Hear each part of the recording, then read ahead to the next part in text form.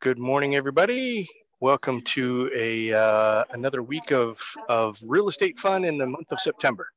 Okay, so what's your experience been for sales in the month of September, just out of curiosity?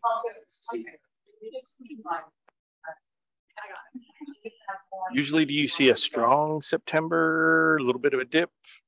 Just curious about everybody's experience right now. Yeah, well, for me, I mean, what we thought we were going to get if we were to list last month is not what we've got this month. So, True. Yeah. True, very, very true statement, and hard to break that news to your seller. Yeah, we spoke yesterday, and he was like, "I wish that I had just went ahead in June now." When I first spoke to you, and I was like, "Told you so." Yep. Yeah, absolutely.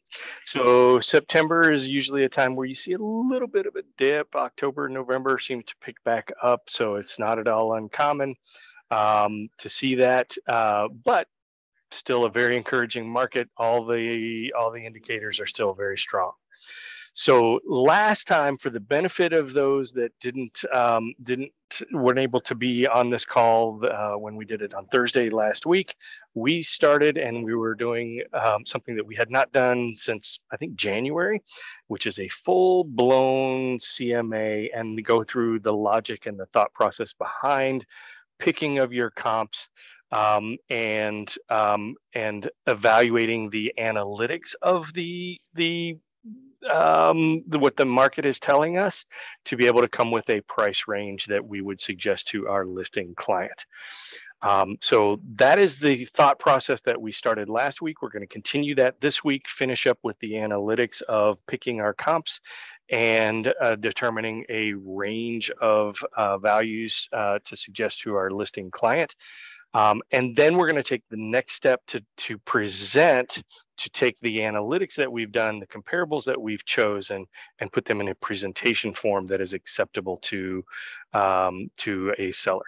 And we're going to do it first using the tools that we currently have, and then on later this week, we are going to do it using the new tools that we have been given, using the new skill sets that we are acquiring, and we're going to do the exact same thing using Moxie. Okay, so today we are going to continue with the process of using FMLS to pick our comps and to present our comps, and then we're going to do the exact same thing with Moxie coming down the road. Okay, sound like a good plan? All right, so in order to pick up where we left off last time, I do have to just cover some basic information, share some information with you so that you're familiar with the property that we're doing this on, and we are literally going to pick up on the exact same screen that we did when we left company last week. All right, so I'm gonna share my screen. I'm gonna go here. All right. So the property that we have determined that we are going to look at is this home. This is a previous listing. Notice this was closed back in 2017, and this was, oh my goodness, that agent was somebody that might be familiar to you guys. This is a client that reached out to me and said he's ready to sell this property and move to Kentucky. And I helped him buy this and got him a great deal. 224 and got him at 2020 got him at 216 with $5,000 in seller paid closing costs back in 2017. Totally different market than we're in now, right? Okay, so this is the property. It is a 4-bedroom 2-bath. It is a 4-sided brick home. It is just under 2,800 square feet. It was built in 2001 on 0.2 of an acre. It is a 2-story on a slab. Okay, so let's just briefly go through. This is what it looked like in 2017. I don't know what it looks like now. I'm told by my seller that he's done quite a few upgrades. He's done hardwood floorings throughout this entire main level. He's done some tile in some bathrooms, some upgrades to some more common things, and I'm thrilled about that. I also happen to know that he is a 40 to 50-year-old bachelor. There's not been a woman living in this home, so who knows what it could be potentially looking like by the time I get there, hopefully this week. So those are the kind of things that you got to think about. What kind of condition is it going to be in when we get there? All right. So overall, nice home, pretty much builder grade stuff in it at the time that we purchased it last back in 2017. Let's look at the realist tax report. It is, again, 4 bedrooms, 2 bath, 2016, or 216,000 when we bought it back in 2017, just under 2,800 square feet, built in 2001. There's my client's information. I can see all of the tax information. I can see some of the characteristics of the house, including the square foot, the bedroom count, where they're at, basic information here. I can also see somewhere somebody has gotten the sell score right, because my client is interested in selling his home. And I don't know if he did something to make this high sell score correct. Let's look at the real AVM. The real AVM has it at 391. Okay. Just to give you an idea, when I spoke with my client, I asked him what he thought it was worth. He thought it was in the 450 to 470 price range, because he's seen other homes nearby that have sold for that. Okay, so we're going to look at that. All right. I can hyperlink to that old listing, which would just bring me up here where we've already looked, but that would be right there in that hyperlink. I can see a little bit about his mortgage history and his deed history down here at the bottom, as well as some maps of the property. Okay. Notice he's across the street from this is actually a golf course, but I would not consider this home a golf course lot, because look at what you would be looking at right here. There's not a golf course behind, and there's certainly not a golf course in front of the house across the street, because there's another property right there. Does that make sense to everybody? If you didn't know that definitively, you could also look for it just on the map, and you can see indeed golf course over here. But does this lot have a view of it? It certainly doesn't. Okay, so any value that might be there because of the golf course probably is not. All right. So when we left off the last time, we had literally just picked these 17 homes based off of the criteria that we selected. We went through and we looked at detached homes. We looked at all categories: active, coming soon, pendings, withdrawals, expireds, closed. We put in the address of our subject property right here. And we wanted to only look at 4-bedroom homes that were built in plus or minus 5 years of the build date of our subject property. Okay, any questions about how we got to that? Everybody comfortable so far? Yep. Okay. And as a result of this, I have 17 potential matches. I could narrow down my criteria a little bit more. One thing I would like to do is make sure that I'm not comparing this home with other homes. My home is on a slab. Other homes have a basement. So if there was enough homes in here that were on a slab, I might be okay with it. So I'm going to do not homes that have, I'm sorry, I'm in the wrong buckets. I wanted to look at basement. Where's my basement? There it is. I wanted to not select any homes that have no basement at all. So in other words, I only want to select homes that have basements. Does that make sense? So I went from 17 down to 11 to choose from that are on slabs. Okay. So let's just, out of curiosity, let's look at those 11. So we see where they are. Some of them are fairly close to our subject house. Some of them are in other subdivisions nearby. Let's go take a look. Okay, so we have our first home.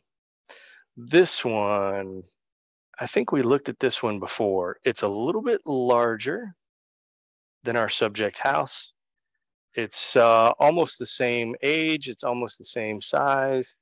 This home looks like it has been updated a little bit on the outside and quite extensively on the interior. I don't know that this is a good enough, this is actually superior in condition to my subject home, and it's been updated much more extensively, and it's at $399. I'm not sure it's a great comp, but it's a comp. Okay. It might actually help me to fight the battle against, okay, this house actually does have a finished basement. Did I do this wrong? I did this wrong when I was selecting the criteria, y'all. Let's go back to our single line criteria. Or maybe they just did it wrong. I only want to see homes that have something in the basement or not something in the basement.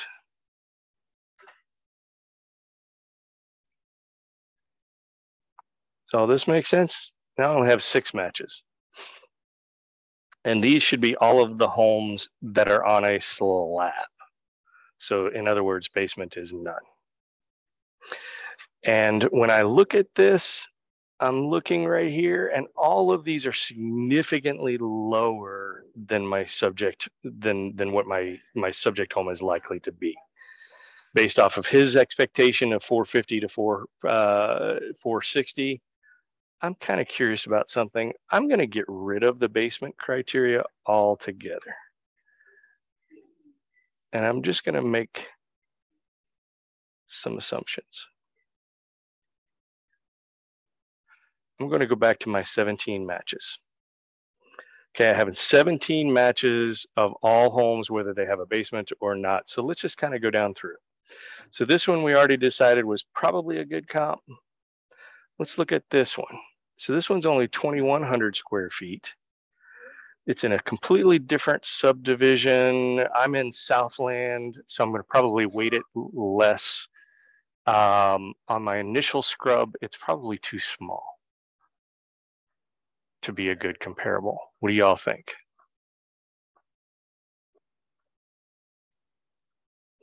Okay, this one is also a 4-bedroom, also roughly the same age. It is on the same lot size. It is about 600 square feet smaller than our subject property, but just out of curiosity, let's look at the interior. Actually, this looks fairly comparable, with the exception of the fact that this is not a 4-sided brick. Obviously, this is only a brick front.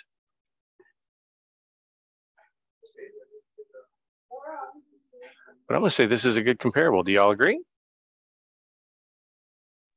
Yeah. Yes. It's a little bit low on the price range. Okay, here's one that we can't tell a whole lot. It is 3,200 square feet, built in 2002, exact same lot size. And guess what? It's in Southland, which is the same subdivision as mine. I'm curious how far away it is. Well, my home is literally right here on Gateway Boulevard, so this one is not far away.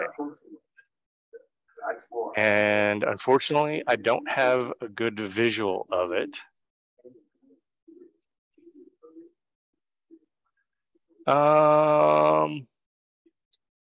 Not sure, y'all. I'm gonna hold off on using that one as a comparable because I just don't know yet. Okay, 1.2, not a comparable. We already know that. This one is literally a few doors down from our subject property. It is in the same exact subdivision. It is 4 bedrooms. It is 2 years older and a slightly larger lot, but exactly the same square footage. Let's just take a look. Virtually staged.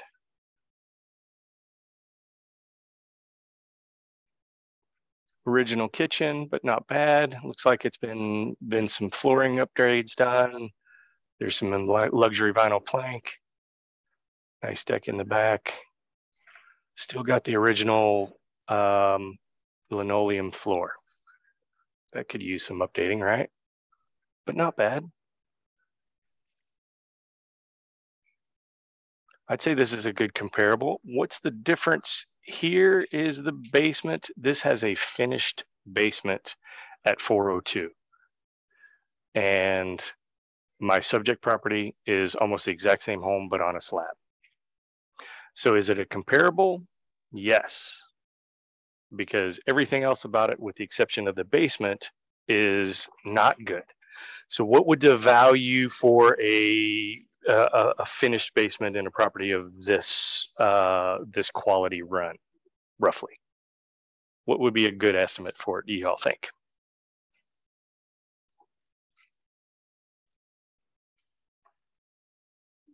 Any ideas?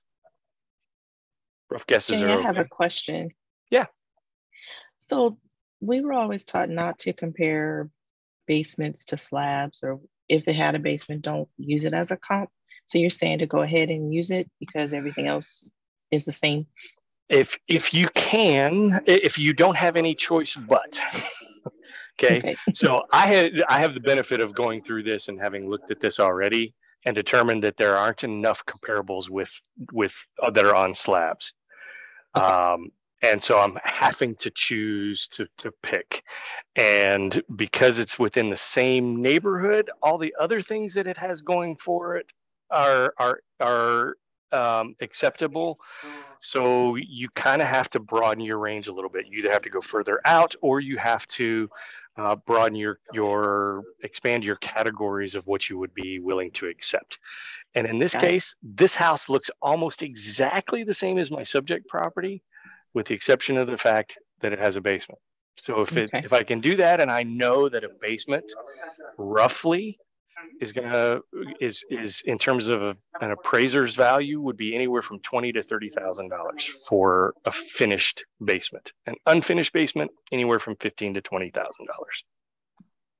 Okay, which is somewhat of a misnomer, because if you worked with the builder and you wanted to install a basement underneath of your house, you'd be paying a whole lot more than that, but that's what an appraiser gives you the value for. All right. So this is actually a strong comp at 402. It's pending, which means we can't rely on it 100% until it closes, but it also needs to be adjusted for the fact that there's a basement underneath it here. Okay. So let's look at the next one. Robbins Trace, Trails of Southland. It's still in roughly the same subdivision. It's not exactly on the same street, but it's pretty close. Southland and Trails of Southland are right next to each other. It is brick front, looks very similar to our subject home. Interior looks pretty comparable. Original kitchen, just like in the subject house. Nice looking place. Some upgrades, and that one is pending at 400.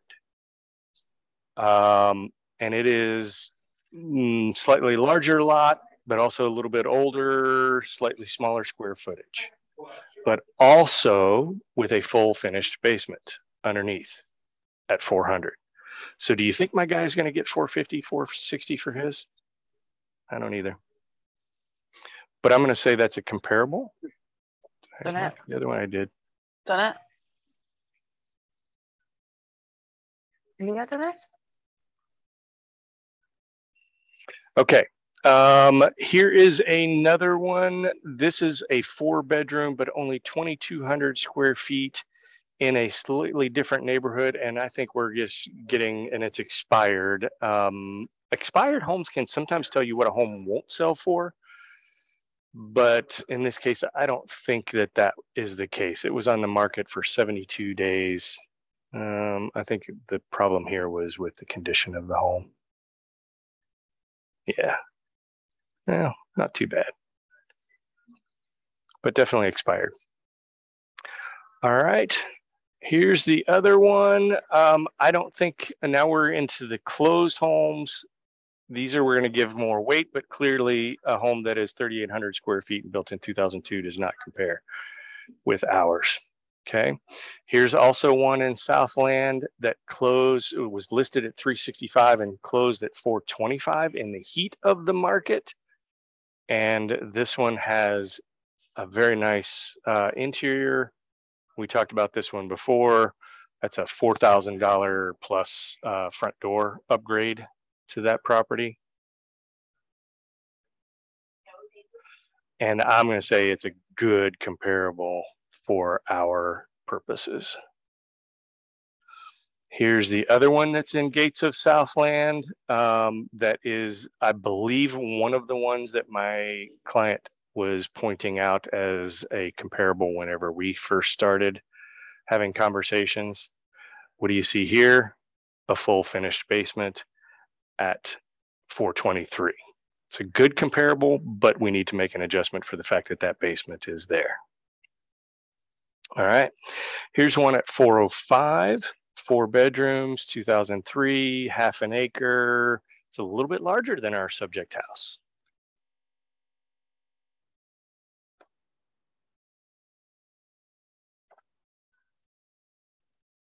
Pretty decent condition. It's got the original linoleum, well, it's actually upgraded countertops. Looks like they've upgraded the countertops over time. It's been painted. Looks like a flipper has done something with this one. What do y'all think? Between the agreeable gray, the builder grade carpet, the linoleum, and the paint color, and the carpet. But I think this is a good comparable. The difference here is, again, daylight unfinished basement. So an adjustment from a closed home that is otherwise comparable from 405, adjust it down 10 to 15 for an unfinished basement. We're in the high 300s as an estimate for our list price for our subject property. Okay, so this one is 3,100 square feet, built in 99. Carriage Point is a different subdivision and it's considerably lower. I'm not going to use that one as a comp because I'm already thinking I've got 7 already and I've got a couple more to go. Stevenson's Crossing subdivision, again, I think that we're starting to stray further and further away from the subdivision as well as the price point that we think this is likely to go.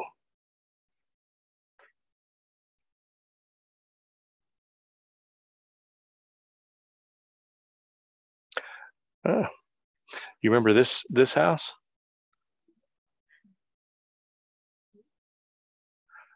This is the one, this is the same home that we just talked about. So it was 280 before, and the ones we were just talking about that a flipper did something with it, that's this one. Nicely updated, right? We just said that a flipper got it. Went from 260 to 405. All right, now we have our first round of comps selected. So we can refine and narrow, and now we're only seeing the ones that we selected that had the check mark on them. Everybody know you could do that? Okay, so we've narrowed the selection down. I now have 7, which is exactly right between my 6 and 8 comparable price points. All right, so based off of this, I could do a couple of different things. I have selected all of these. I could simply come over here and I could hit print. I could do the 1-page complete. I could hit gallery photos 12 multi-map and this quick CMA 8.4 print to a PDF, and I could theoretically have something that would be acceptable to take to a listing presentation. It would look exactly like this. It would be words on a page. It would have all of the information. It would have the photographs of the properties that you could use to illustrate to your client. And it would also have the ability to do some comparisons by showing them where the properties were and how they fell out in an analytical with an average price point. Okay, so based off of everything that we have done, these quick stats say that the average of the comps that we selected was 417,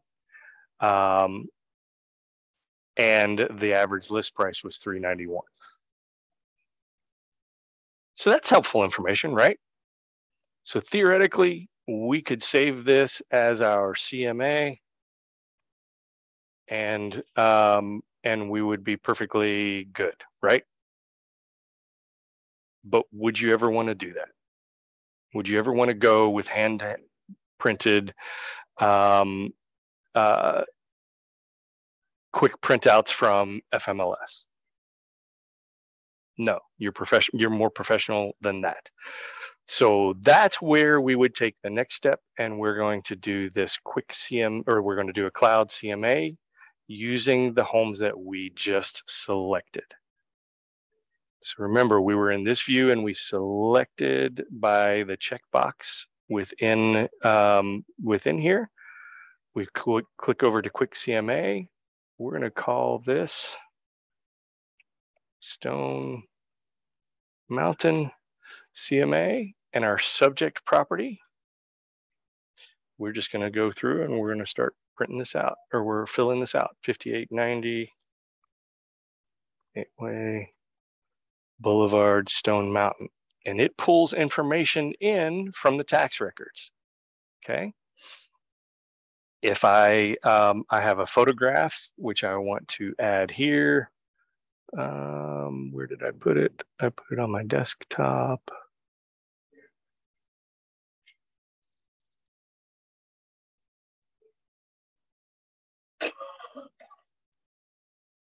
All right, so I've already started filling this out. Notice all of the MLS numbers of the properties that I had previously checked right there are right here. Okay, so now I have to do is fetch listings.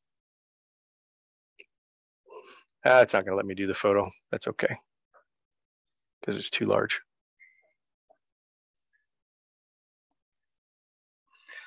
And now I have the first page of customizing my CMA presentation.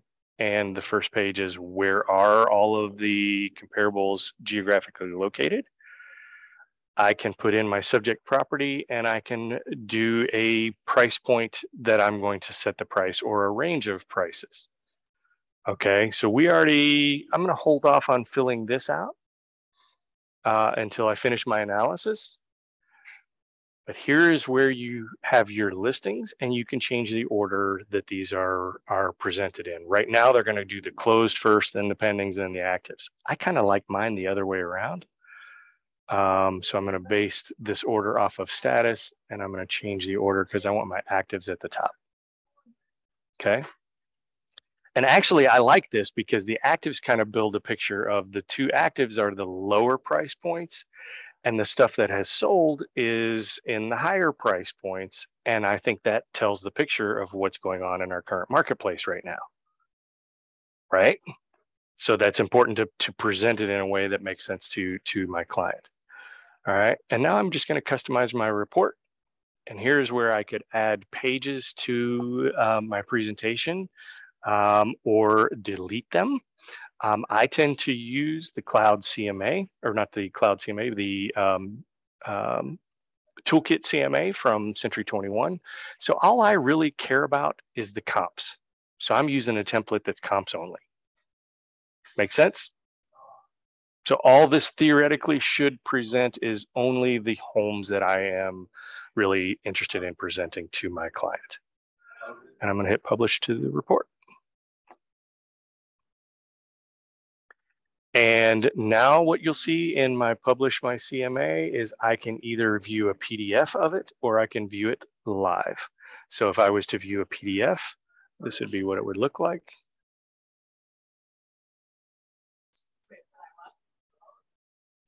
This tends to be a lot more user friendly and presentation friendly. It's still thinking about it, I guess, guys. I don't know why it's not coming up on the screen. A lot more user friendly and presentation friendly than what? Than just if you were to do what we first presented, which is just taking cloud CM or your CMA printed off pages. I'll show you what the live version looks like.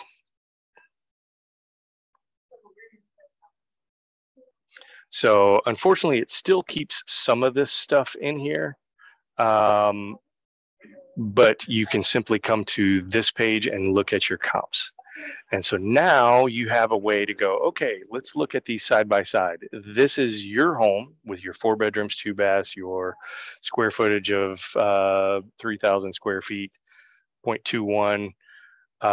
And we can start looking at each one of these and we can go through. And this gives me the ability to show him pictures of what the competition looks like, go straight from this home into the next one,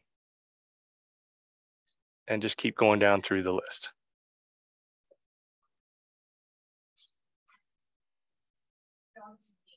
Love this presentation tool.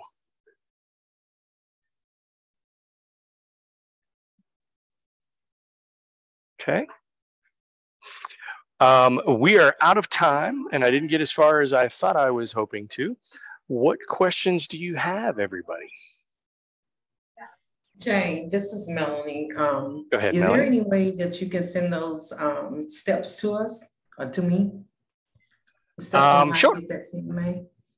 Sure. Thank you. Okay.